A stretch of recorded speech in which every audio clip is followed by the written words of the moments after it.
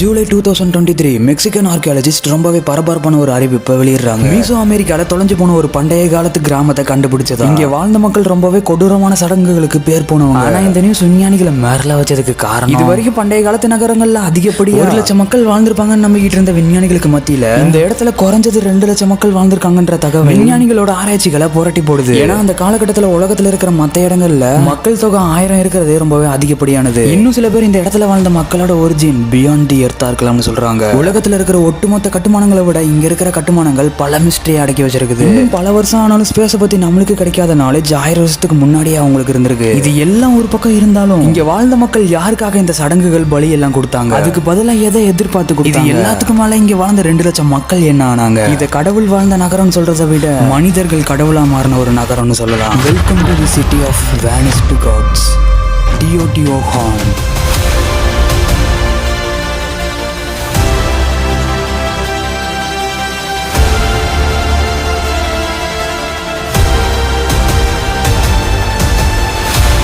பல வருஷமா இந்த இடத்த கட்டினது ஆஸ்டெக்ஸ் தான் நினைச்சுக்கிட்டு இருந்தாங்க. ஆஸ்டெக்ஸ்ன்றவங்க அதே காலகட்டத்தில் அந்த இடத்துல வாழ்ந்துகிட்டு இருந்த இன்னொரு நாகரிகம். ஆனா உண்மை ரொம்பவே குழப்பமாகவும் புதிராகவும் இருக்குது.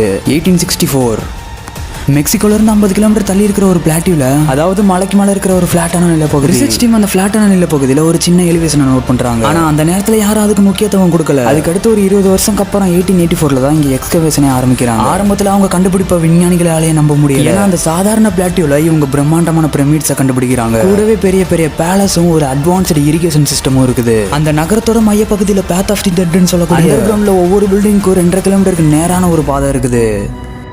அந்த காலத்திலே எப்படி இவ்வளவு பெர்ஃபெக்ட்டா இப்படி ஒரு ஸ்ட்ரக்சரை உருவாக்க முடிஞ்சு, இது மட்டுமே சயின்டிஸ்ட் ஆச்சரியப்படுத்துது. ஏன்னா இப்ப இருக்கிற பில்டர்ஸ்க்கு இது ரொம்பவே சாதாரண ஒரு விஷயம் தான். ஏன்னா சேட்டலைட்டை யூஸ் பண்ணி கட்டிங் எட்ஜ் டெக்னாலஜி யூஸ் பண்ணி ரொம்பவே ஈஸியா கட்டிடுவாங்க. ஆனா இந்த டெக்னாலஜி அப்புறம் சேட்டலைட்னா அந்த காலத்துல வந்த மக்களுக்கு கிடைச்சிருக்க வாய்ப்பே இந்த பாத் ஆஃப் தி டெட்டுக்கு நார்த்தன் சைட்ல 140 அடிக்கு ஒரு அடுக்கான ஸ்ட்ரக்சரை சயின்டிஸ்ட் கண்டுபிடிக்கிறாங்க. அது பேர் தான் பிரமிட் ஆஃப் தி மூன். இந்த பிரம்மாண்டமான பில்டிங்கை சுத்தி இப்ப இருக்கிற ஆர்கிடெக்சர்ல இருக்கிற ரொம்பவே அட்வான்ஸ்டான டெக்னாலஜிஸ் இருக்குது. இதை பார்த்து ஆச்சரியப்பட்டு இருக்கும்போது தான் இதோட பெரிய ஸ்ட்ரக்சரோட சின்ன சைஸ் காப்பி தான் இந்த பிரமிட் ஆஃப் தி மூன் தெரிய வருது. ஏன்னா அங்க இதோட பல மடங்கு பெருசா இன்னொரு ஸ்ட்ரக்சரை கண்டுபிடிக்கிறாங்க. அதுதான் the pyramid of the sun. 20th century இந்த லியோபோல்டோ பாட்ரஸ் என்ற ஒரு ரிஸ்டோரர் பிரமிட் ஆஃப் தி சன்னோட வாலை மாடர்னைஸ் பண்றேன்ட்டு இவ்வளவு அரிதான ஒரு ஸ்ட்ரக்சரை கிட்டத்தட்ட 20 அடிக்கு அதோட எக்ஸ்டீரியரை ரிமூவ் பண்ணிடுறாரு. இதனால 100கணக்கான ஸ்கல்ப்சர்ஸ், இன்ஸ்கிரிப்ஷன், அதை கட்டினவங்களோட டீடைல்ஸ் முதற்கொண்டு நிறைய பேர் என்ன சொல்றாங்கன்னா மெக்சிகன் அத்தாரிட்டிஸ் அதுல இருக்கிற டார்க் சீக்ரெட்ஸ் வெளியே வரக்கூடாதுன்னு வேணும்னே காசு கொடுத்து லியோபோல்டோவை இதை பண்ண வச்சதா சொல்றாங்க. ஆனா அப்போ அவங்களுக்கு தெரியல இன்னொரு ஒரு மிஸ்டீரியஸ் ஸ்ட்ரக்சர் இருக்குதுன்னு. ஏன்னா pyramid of the moon, sun எல்லாத்தையும் கண்டுபிடிக்கும் போது இது புதஞ்சு கிடந்துச்சு.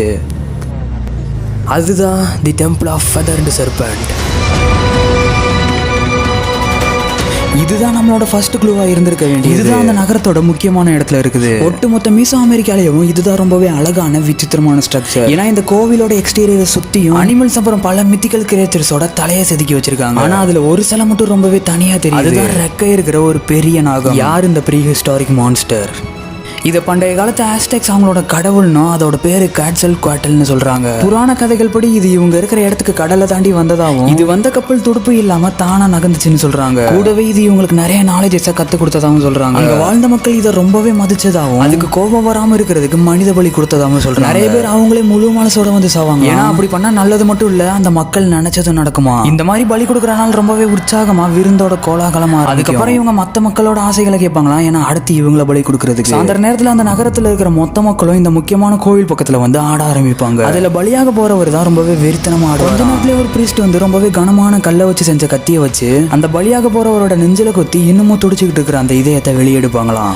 இந்த சடங்கை இவ்வளவு கொடூரமா பண்ணா மட்டும்தான் அவங்களோட கடவுள் சாந்தமாகுமா. சோ இந்த மாதிரி சடங்குகளை நடத்ததான் ஆஸ்டெக்ஸ் இவ்வளவு பெரிய ஸ்ட்ரக்சரை கட்டினாங்கன்னு யோசிச்சாலும் ஆஸ்டெக்ஸ் இந்த இடத்த கட்டல. ஏற்கனவே கைவிடப்பட்டிருந்த இந்த இடத்த தான் 14th century ADல இவங்க ஆக்கிரமிச்சிருந்திருக்காங்க. சோ இந்த இடம் அட்லீஸ்ட் 500 வருஷத்துக்கு எம்டியா தான் இருந்திருக்கு. அப்ப பிரமிக்க வைக்கிற இப்படி ஒரு இடத்தை யாரு தான் கட்டி? ஒருவேளை ஆஸ்டெக்ஸ்க்கு முன்னாடி இருந்த அட்வான்ஸ்டு மீசோ அமெரிக்கன் சிவிலைசேஷன் இதை கட்டியிருப்பாங்க. இல்லைன்னா ஏதோ ஒரு பண்டைய காலத்து சமூகம் நம்மளோட முன்னோர்கள் விலங்குகளை வேட்டையாடிட்டு இருக்கும் போது எப்படியோ கடல் கடந்து வந்து இதை கட்டியிருப்பாங்களா, இல்லைன்னா வேற உலகத்துல இருந்தே வந்து கட்டியிருப்பாங்களா? ஒருவேளை இந்த கேள்வி எல்லாத்துக்கும் ஆன்சர் இதுக்குள்ள இருக்குமா என்ன?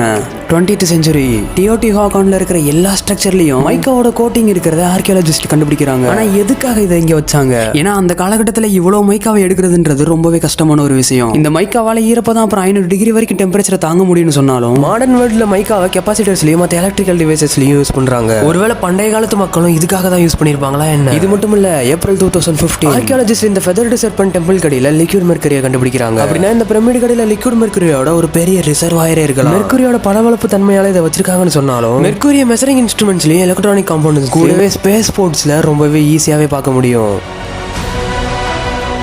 2018 ஆர்கியாலஜிஸ்ட் அங்க இருக்கிற பிரமிட் கடியில ரிசர்ச் பண்ணிட்டு இருக்கும்போது ஒரு குரங்கோட எலும்பு கூட கிடைக்குது. இது கூடவே கழுகு அப்புறம் சிறுத்தையோட இனத்தை சேர்ந்த ஒரு விலங்கோட எலும்பு கூட கிடைக்குது. ரிசர்ச்சர்ஸ்னா ரொம்பவே ஆச்சரியப்படுறாங்க. ஏன்னா இவ்வளவு காஞ்சு போன ஒரு இடத்துல குரங்கு வாழ்றதுக்கு வாய்ப்பே இல்ல. குரங்குகள் வாழ்ந்துச்சு, ஆனா அது இங்க இருந்து 800 மைல் தள்ளி இருக்கிற மாயன் நாகரிகம் வாழ்ந்த பிரதேசத்துல இருந்துச்சு. இதனால அந்த குரங்கோட எலும்பு அப்புறம் பற்களை ஆராய்ச்சி பண்றாங்க. அனலைஸ் பண்ணதுல இது 5ல இருந்து 8 வயசு இருக்கிற ஒரு பெண் குரங்குன்னு தெரிய வருது. இந்த குரங்கோட 3 வயசுலயே மாயனின மக்கள் இதை பிடிச்சி இந்த இடத்துக்கு கொண்டு வந்திருக்கலாம்னு சொல்லப்படுது. ஏன்னா அதோட உணவு முறை காட்டுல இருக்கிற பழங்களை சாப்பிடுறதுல ஆரம்பிச்சு எவ்வளவு விளைச்ச நேரத்துல விளையக்கூடிய சோளத்துல சாப்பிடுறதுல வந்து முடிஞ்சிருக்கு. அப்படின்னா மாயன் நாகரிகத்தோட அன்பளிப்பு தான் இந்த குரங்கா என்ன? சோ இந்த நாகரிகத்துக்கு 800 மைல் தாண்டி இருக்கிற மாயன் நாகரிகத்துக்கும் தொடர்பு இருந்திருக்கு. ஆனா அந்த தொடர்பு இவங்க 2 பேத்துக்கு வந்த போர்னால நின்றுக்கலாம்னு சொல்றாங்க. இந்த விலங்கு கிட்டத்தட்ட 2 வருஷம் சிறைபிடிச்சு வச்சு கடைசியில கையையும் காலையும் கட்டி போட்டு உயிரோட புதைச்சிருந்திருக்காங்க. சோ பண்டைய காலத்து மக்களோட அரசியல் அப்புறம் சமூக நடைமுறையை தான் நம்ம இப்ப பிரதிபலிச்சுக்கிட்டு இருக்கோம். இந்த இடத்த சுற்றி எக்கச்சக்கமான ஆர்கியாலஜிக்கல் ஃபைண்டிங்ஸ் இருக்குது. ஒவ்வொன்றுத்துக்கும் ஒவ்வொரு கலாச்சாரம் காரணம். ஏன்னா ஆஸ்டெக்ஸ், மாயா, பீமா அப்புறம் நகுவா மாதிரியான பல கலாச்சாரங்கள் இந்த இடத்த சுற்றி நிறைய இடத்துல இருந்திருக்கு. வெளிப்புற தோற்றங்கள் வேற மாதிரி இருந்தாலும் காமனா இருக்கிற நிறைய விஷயங்கள் இருக்குது. இதே மாதிரியான ஒரு குழப்பமான இடம் தான் வெஸ்டர்ன் பொலிவியால இருக்கிற பூமா புன்கோ. டியோடிஹுவான்ல கூட யார் உருவாக்குனாங்கன்றது தான் தெரியாது. ஆனா இந்த இடத்துல யார் வாழ்ந்தாங்கன்னே தெரியாது. மற்ற ஸ்ட்ரக்சர்ஸ்லேயே அது நிறைய சிலைகள் இருந்துச்சு. ஆனா இங்க இருக்கிற ஸ்ட்ரக்சர் எல்லாமே ரொம்பவே பிளைனா தான் இருக்குது. அது மட்டும் இல்லாம ஒரு கல்லோட இன்னொரு கல்லை எப்படி இணைச்சாங்கன்றதையும் ஒரு கேள்விக்குறியா தான் இருக்குது. ஏன்னா ஒரு கல்லுக்கும் இன்னொரு கல்லுக்கும் இடையில ஒரு முடி போற அளவுக்கு கூட கேப் கிடையாது. கொஞ்சம் கூட கேப்பே இல்லாத அந்த பாறைகளுக்குள்ள ஒரு அட்வான்ஸ்டான இரிகேஷன் சிஸ்டம் இருக்குது. ஆரம்பத்துல இன்காசின மக்கள் அவங்களோட சடங்குகளை இங்க நடத்திக்கிட்டு இருந்தாங்க. போக போக இந்த இடத்த அவங்களோடதுன்ட்டு உரிமை கொண்டாட ஆரம்பிச்சிட்டாங்க. இந்த இடத்தோட சவுத்தன் பார்ட் மட்டும் தான் ரொம்பவே நீட்டா இருக்குது. ஆனா நார்த்தன் பார்ட்ல இருக்கிற பாறைகள் எல்லாமே செதறி போயிருக்குது. ஒருவேளை இந்த இடத்துல பேரழிவு வந்திருக்கலாம். அதுதான் இந்த இடத்துல வாழ்ந்த மக்களையும் இந்த இடத்த உருவாக்குனவங்களையும் அழிச்சிருக்கலாம்னு சொல்றாங்க. இன்காசின மக்கள் இந்த இடத்துக்கு வரதுக்கு முன்னாடியே இப்படிதான் இருந்திருக்கும்னு சொல்றாங்க. ஆனா அந்த பேரழிவுக்கு அப்புறம் மீதி இருந்த மக்கள் எங்க போனாங்க? அந்த காலத்துல எகிப்துக்காக 2 எக்ஸ்ட்ரா டெரஸ்ட்ரியல் கிரியேச்சர் சண்டை போட்டதாகவும் இதனால தோத்ததை திரும்ப இந்த நிலப்பகுதிக்கே வரக்கூடாதுன்னு திரும்ப கடல்லே அனுப்பிச்சுட்டதாகவும் சொல்றாங்க. ஒருவேளை மனிதர்களோட இராக்கு முன்னாடியே ஒரு அட்வான்ஸ்டு சிவிலைசேஷன் பூமிக்கு வந்திருக்குன்னா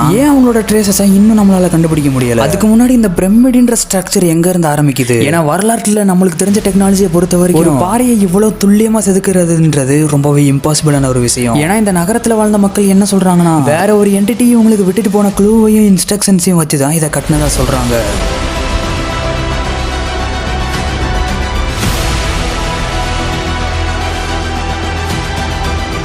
இந்த எல்லா கேள்விக்கும் பண்டைய காலத்து சுமேரியன் புராணத்துல நம்மளுக்கான பதில் இருக்குது.